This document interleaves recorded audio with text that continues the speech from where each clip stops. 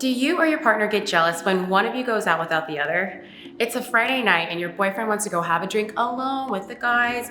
You don't have any plans and you assume that you guys actually are gonna hang out together. But you put on a kind face and say, have fun, but do you really mean it? It's been a few hours and you get a text from your boyfriend saying that they're having a good time and they plan to stay out longer. You respond again with, have fun. But inside, a prickly feeling of black and red spikes as jealousy rears its tumultuous head. You decide to play detective and begin doing some social media research, looking at stories, trying to find any clues about where your boyfriend is or who he's with. You cross-reference by looking at his friends' stories and see that they have moved to drinking at a popular lounge. They look like they're having a good time, and although you haven't found your boyfriend doing anything wrong, you still find yourself feeling abandoned and threatened. Hello Moodlings, my name is Dr. Nicole Lunan and I'm the CEO and co-founder of Moodly, a new app that allows you to share over 400 and plus moods, emotions, and desires with your partner, thus making communication simple, fun, and super easy. So today we're gonna be talking about jealousy, mainly jealousy, but we're gonna kind of touch on some topics like control and manipulation, on what that looks like when you open the door to all of that into your relationship. Behind jealousy sits one sole emotion, and that's fear. If you are fearful of your partner going out and having fun without you, then you are in a scarcity mindset. You don't trust your partner as much as you think you do, because if you did, there would be no fear of your partner meeting somebody new or stepping out on you or having the door open for somebody else. Or maybe it's not your partner you don't trust, maybe it's you. Maybe you don't trust what you bring to the table. Maybe you don't see your worth clearly and instead see all the bad things about yourself. Your inner critic voice speaks highly or loudly when your partner goes out into the world and whispers into your ear that they're gonna find something better. Don't listen to your inner critic. Jealousy sucks. Well, a little jealousy is kind of cute and provides some passion, but consistent jealousy? It sucks. A little jealousy here and there doesn't hurt a relationship and may get both partners to speak about opportunities for growth and communication. But when jealousy is repeated and frequented every time an event happens, for example, every time one spouse decides to go out with their friends, this is a large issue. This is putting pressure on one partner to conform and eliminate their freedom, which in will return cause resentment in the partner who's being controlled. Now, jealousy can be broken down into two categories. There's rational jealousy.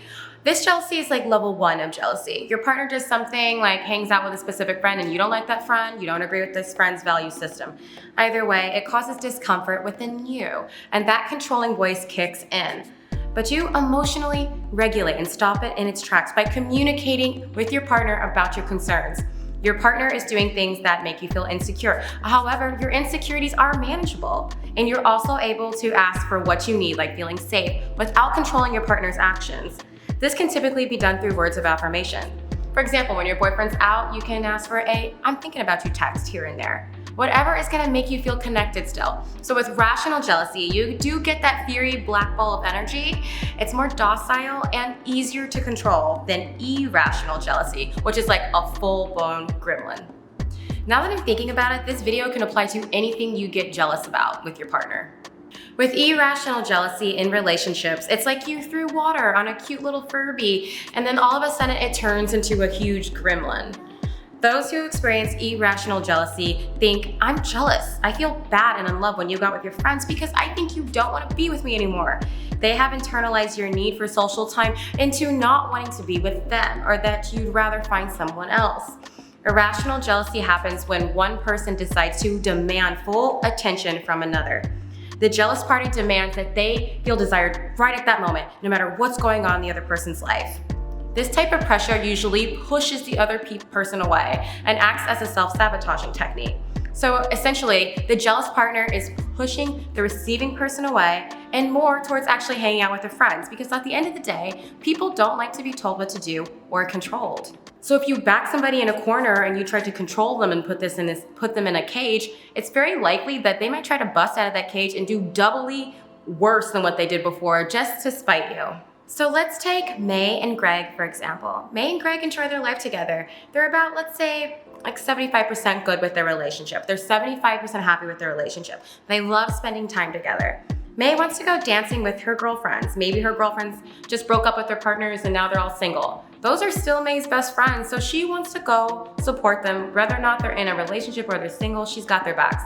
So Greg gets jealous when she's out and decides to start an argument, thus ruining her night. Or Greg decides to cut communication to passively aggressively punish her because he's jealous.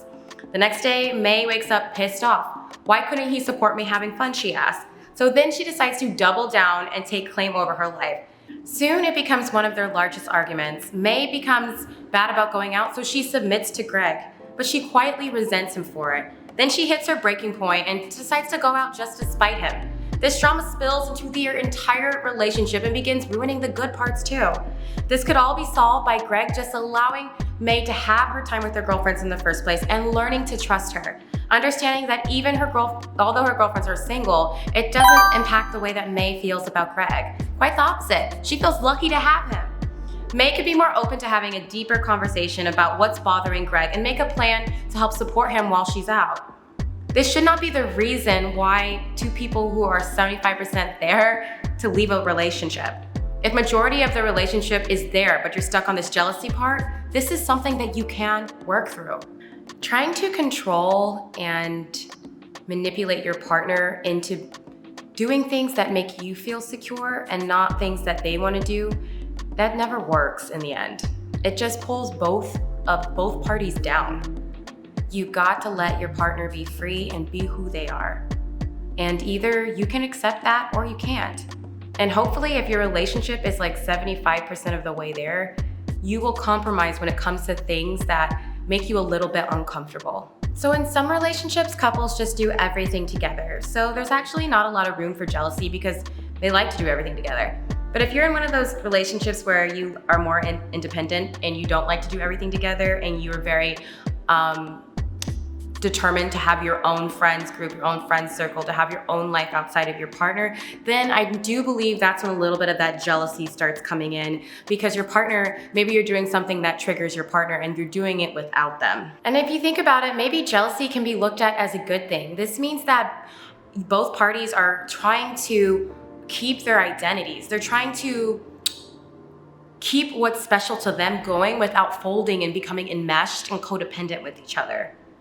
So I wouldn't even look at jealousy as a bad thing. I would look at it like this is a chance for you to grow and to accept your partner for who they actually are and not to become just codependent and make sacrifices that don't really speak to your true self.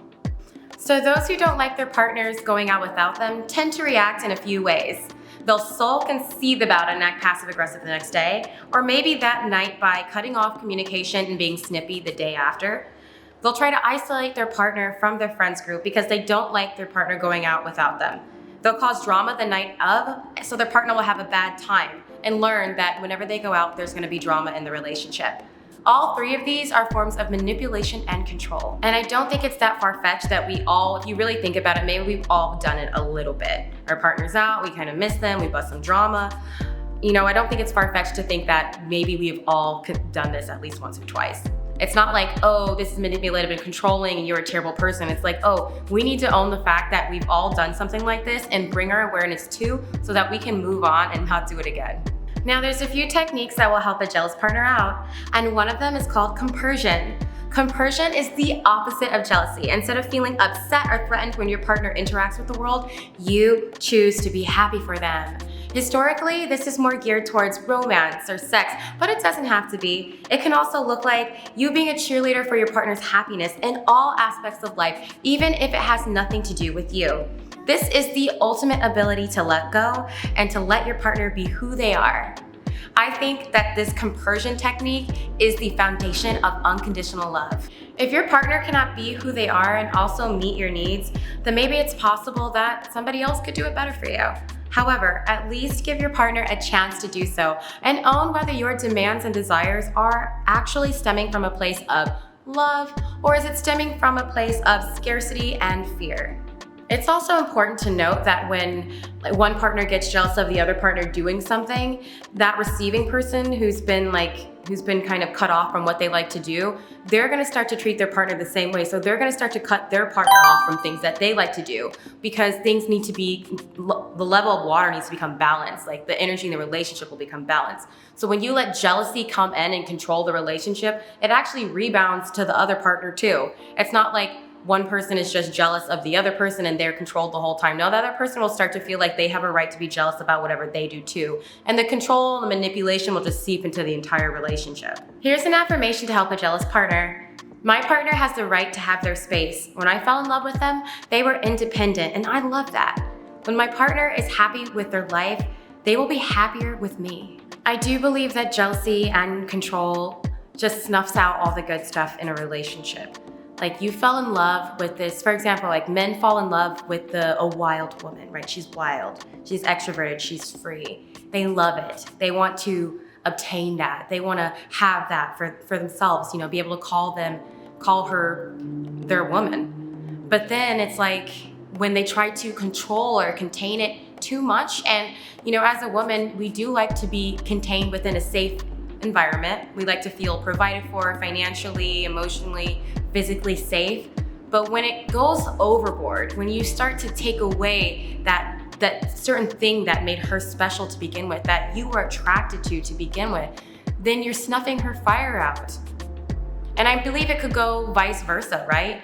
I mean, women, we love strong alpha men. We love men who take charge. We love that. But then when we start to control them, and we start to nag them, and we start to criticize them, we make them small. And then all of a sudden, they're not that big alpha male that we fell in love with. They're becoming more submissive, and they're being dismembered by our words. So it can go both ways. I think this all is really challenging to get through, especially when you have two really strong people in a relationship. You have two independent people, two alphas that want to get together, two strong personalities. You got that tug and pull of control, jealousy, the energy. It's challenging to get through. But if you don't want to be in that really enmeshed, codependent relationship, then what other options do we have other than to grow and to be uncomfortable and to figure out how to communicate past the jealousy, the control, the manipulation, and just actually accept that this person is who you fell in love with when you met them. They were perfect the way that you met them. And if you can't accept that the way that they are without trying to fix and interchange them and pick at them, then maybe that person just isn't the one for you. Understanding object constancy can help you manage your jealousy when it comes to your relationship. So, those who have an issue with separation anxiety or typically anxious avoidant or anxious attachment, they were taught as a child that the people they love can just vanish. And then they were saddled with this fear of abandonment. Object constancy teaches us that our loved ones can be anywhere in the world and still have the ability to love and connect with us. Their love for us is omnipresent. And just because they may not be there physically or they're spending time with other people, that doesn't mean that their love is gonna just disappear. So say this to yourself. My love for my partner is consistent no matter where they are or who they're with. Okay, so I'm gonna elaborate a little bit on that. So for people who have the fear of abandonment, it kind of feels like when somebody walks out the door, no matter if they're going to the club or they're gonna go to a bar or maybe they're going to work, for people with fear of abandonment, it feels like they might leave forever. Just because you can't see your partner or see the object, it doesn't matter, because that love and the object, it still exists. So you have to learn how to hold that security in your mind. And honestly, you probably have to learn how to trust, which I know is a really challenging thing for people who've been hurt and suffer from the fear of abandonment. Jealous partners are typically worried about being betrayed, bamboozled, hoodwinked. But here's the thing. If your partner wants to cheat on you or lie to you, they will. No amount of control is gonna stop that from happening. Either they're loyal to you or they're not. The more you try to control them, the more you push them away. There's no choice really other than to just let them be and to live in the trust of the unknown. Or risk swimming upstream only to be dragged back to the same place over and over again. You do not have to cling to somebody who's already yours. Do you guys remember when we were teenagers? And, okay, not all of us, but some of us, when your parents told you not to do something and then you just did it anyways. You snuck out, you lied, whatever you had to do exactly what you wanted. This kind of, to me, is similar to like a partner. If they're gonna cheat, they're gonna find a way to cheat. Whether you try to control whatever they do, whether they're not allowed to go out with their friends, whether you look at their text messages on their phone, they'll just have a new phone somewhere. oh, they'll just go out with their friends and say they're at their dinner with parents. They're gonna find a way to cheat. You can't control it. There's nothing you can do to try to stop a person from doing exactly what they want to do because they have the freedom to do so. So the only thing that you can actually do is to just let go and fall into the unknown and just let go and just trust that you don't even have to trust the other person. Maybe you do trust them, that's fine. Maybe, I don't know, maybe you trust them or not. It's not them. You need to trust yourself. You need to trust that you, no matter what happens, no matter what they put you through, if they cheat, if they lie, that you're gonna be strong enough to pick up the pieces of your broken heart and move on because you've done it before, because you're resilient enough to do so. And when you believe and trust in yourself, it gets way easier to just let go with other people. Because at the end of the day, you're gonna be good either way. Man, I was on a roll with that one. Here are some action steps that you can take to manage your jealousy and get back to being in a healthy and happy relationship when your partner decides to go do something that makes them happy without you. Number 1, rationalize and lean into logic. Don't get carried away by dark stories and negative thoughts. Don't lean into your dark imagination and let fear take hold of your mind. If you're afraid, ask for affirmation from your partner and be honest about the fear that you're having and then reclaim your power over it. Stop the dark stories in its tracks and lean into logic, not your emotions. Number 2, regain your personal space. Call some friends you haven't seen in a long time. Your world is not just about your partner. You need to get the love and affection of others as well, and yourself. Your friends don't have time for you? That's okay. Create spaces and situations where you can meet new and interesting people. Take the opportunity to sign up for a course that you like to do, or practice your Spanish, or go to that dance academy that you always wanted to attend. This will not only make you regain your space, but also let your partner regain theirs, and it will surprise you with a new and improved version of you. If you are a person that your whole world revolves around your partner, if you're happy about it, then okay. But if you're deeply unhappy about it, or maybe you haven't admitted to yourself, maybe you're in denial, something feels a little bit off, your mojo is gone or something, it's probably because you're leaning too far into the other person and you're losing your identity. You got to get back to what makes you you. And your partner is gonna like that, because when you put a little space in between two people that spend all of their time together, it's kind of sexy. So number 4, we have to learn to be alone. If you're jealous that your partner is going out without you, that is a sign of possibly being a little bit codependent, meaning that your happiness and your well-being is dependent upon your partner and what they're doing. Your life has kind of melded in enmeshment to your partner's life. So in order to separate and become interdependent in a healthy relationship, you have to learn how to stand on your own 2 feet that the Lord has given you and take care of yourself while your partner is off having a good time and taking care of their needs. You don't always need to be with your partner. It's healthy to do things separately, to have separate hobbies, friends, activities, and to know how to be alone. The world does not come to an end when we're alone. We can enjoy the solitude. We can find ways to enjoy it and teach ourselves to spend time with ourselves and actually like it. Your relationship will be strengthened if you can find comfort and true home by spending time with yourself and learning to love your own company. All right, so I'm definitely one of those people who used to have a hard time spending time alone. And one thing that really helped was falling in love with my own activities that nobody else has anything to do with. So whenever I'm alone, it's not like, what do I do? I'm twiddling my thumbs. It's like, oh, I had that project I want to do. I want to try DJing. Oh, I'll go to a dance class. There's all types of things to do to fall in love with. Fall in love with something that doesn't have to do with another person. And I spoke about this in a different video. But if you have a hard time spending time alone with yourself, it's most likely because you're running from yourself in a very specific way. You're running from something and other people help you distract that from yourself. And also, I'm an extrovert, so yeah, I get a lot of energy from having other people around, but I also enjoy solitude.